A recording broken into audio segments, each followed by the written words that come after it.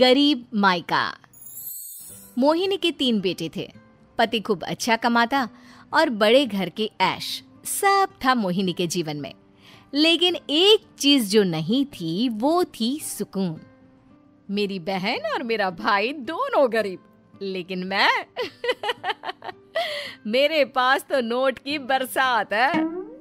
तभी मोहिनी की बहन बीना उसके दरवाजे आ जाती है। अरे मोहिनी, कैसी है? मेरे घर में ना सिलेंडर खत्म हो गया है।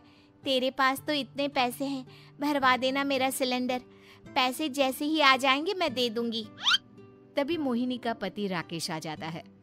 क्या है बिना, ये अपने घर की परेशानी हम लोगों के घर ना गाया करो। तुम्हारी बहन को तुम लोगों पर तरस आ जाता है और वो पैसे देने लग जाती है। मुझे ये बिल्कुल पसंद नहीं है।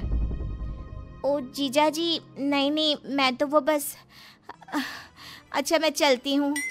बीना वहां से चली जाती है। उसके जाने के बाद अच्छा किया जो आपने सुना दिया। अरे न जाने क्या सोचकर मेरे घर आ जाती है कि जैसे यहाँ तो भंडारा भरा है। अरे कितना तो दे दिया। अच्छा जी, जरा 1000 तो देना। वो बिन्नी दीदी है ना, उनके घर जा रही हूँ। उनका पोता हुआ है तो मुंह दिखाई दे दूंगी। हाँ, उन लोगों के आगे तो शो ऑफ किया करो। वो खुद को बड़ा अमीर शो करते हैं ना। दिखा दे कि तू भी किसी से कम नहीं है। हाँ जी, इसी के लिए तो जा रही हूँ। मोहिनी तैयार होकर अपनी बुआ की बेटी के घर जाती है, जहाँ उसके पोते का कार्यक्रम चल रहा होता है। वहाँ वीना भी आई होती है। अरे वीना, क्या जरूरत थी यहाँ आने की? तेरे घर पर गैस नहीं है तो वो भरा लेती। क्या करूं मोहिनी, बुआ को बुरा लग जाता नहीं जाती तो। वैसे मेरे पास एक जोड़ा बच्चे का कपड़ा रखा था, वही अपनी चांदी के पायल के साथ देने जा रही हूँ।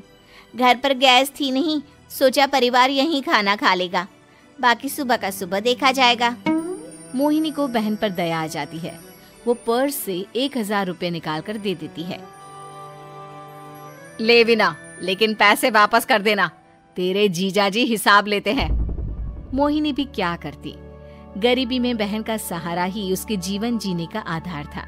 फिर एक रोज, सुनिए, भाई के घर बेटी हुई है, मुझे माँ के पास जाना होगा। अरे उस घर में ना कूलर है ना एसी, कैसे रहोगी तुम? हाँ, वही सोच रही हूँ कि अकेली जाऊं, बच्चों को साथ ना ले जाऊं। चली जाओ, लेकिन ये जो तुम अपने गरीब परिवार से मिलने चली जाती हो ना, मुझे बिल्कुल अच्छा नहीं लगता। पता नहीं मैं भी कैसे मैनेज करती हूँ, लेकिन क्या करूँ। मोहिनी भाई भाभी के घर आती है। मोहिनी, कैसे आना हुआ? तू यहाँ हम लोगों के घर रह लेगी या फिर किसी होटल में रहेगी? क्या हो गया है माँ? मोहिनी को क्यों ऐसे बोल रहे हैं आप?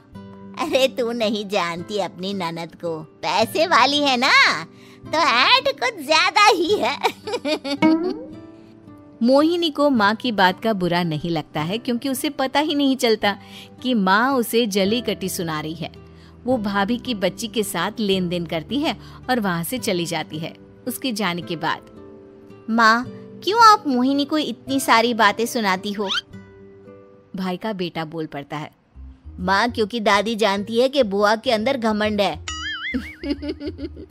सही बोल रहा है मोहन, बहू भले तुझे ना दिखता हो, लेकिन मुझे और मोहन को दिखता है कि वो कितनी घमंडी है। मोहिनी मायके आती है, जहाँ गरीबी के कारण चीजें कम होती हैं। इस मोहन के बच्चे को काम पर लगा दो ना, किसी दुकान या किसी होटल में। बर्तन धो लिया करेगा, कम से कम 4 पैसे और आएंगे घर में। देख मोहिनी, माना तेरे पास पैसा है, लेकिन तेरे भाई के दिन इतने भी बुरे नहीं चल रहे कि वो अपने बच्चे की पढ़ाई रुकवाकर उससे बर्तन धुलवाए। मोहन माँ की ओर देखता है, जैसे आंखों से बोल रहा हो, देख लिया बुआ का हाल। हाँ मोहिनी, बात तो सही है, लेकिन अभी मोहन को पढ़ना है। आखिर तुम भी तो अपने दोनों बेटों को पढ़ा रही हो ना। मेरे बेटों से कैसे कंपेयर कर सकती हैं आप? अरे वो तो कलेक्टर बनेंगे। हाँ, कल को वो मोहन को नौकरी में रख लेंगे, क्यों? मोहिनी कुछ दिन और रहकर चली जाती है। धीरे धीरे दिन बीतता है मोहन बड़ा होता है और कड़ी मेहनत से सफल भी हो जाता है। मोहिनी, माँ के जाने के बाद तो तुमने भाई भाभी के घर जाना छोड़ ही दिया, क्यों? वो क्या है ना, उन लोगों का घर छोटा है, मेरे बच्चे जाना ही नहीं चाहते।